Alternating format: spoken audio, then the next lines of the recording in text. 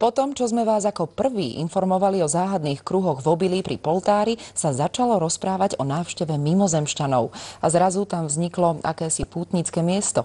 Prišli aj ufológovia. Tí potvrdili, že piktogramy v Obilí nie sú prácou človeka. Záhadné piktogramy, ktoré sa objavili pri obci České Brezovo, vzbudili záujem u mnohých slovenských ufológov. Toto je stredový kruh plus 4 ramená. Na miesto sa prišiel pozrieť aj ufológ Miroslav Karlík, ktorý doposiaľ preskúmal všetky na Slovensku objavené piktogramy v poli.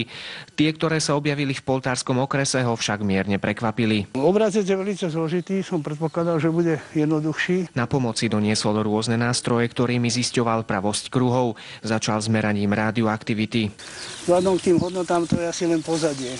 Tieto hodnoty boli v medziach normy, avšak meranie bioenergie za pomoci jednoduchých strojov ukázalo abnormality. No je tu ďaleko vyššia, zhruba 65 cm. Bežné je 42. Aj magnetické pole bolo mierne posunuté. Tak to ukazuje vychýlenie zhruba 15 stupňov.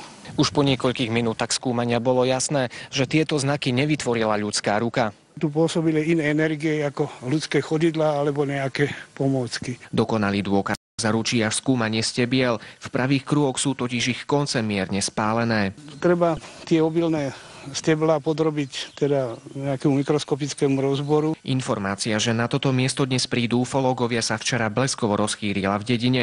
Zrejme aj preto sem vynaliezaví ľudia vyhotovili ďalší kruh. V tomto však boli všetky skúmané hodnoty v norme. Toto určite nie je pravé. Z Českého Brezova pre televíziu Jojštevo Bodor. Bratislavskí policajti prišli o ďalšie služobné auto. Svoju Fabiu rozbili pri kolízii s mestským autobusom, po ktorom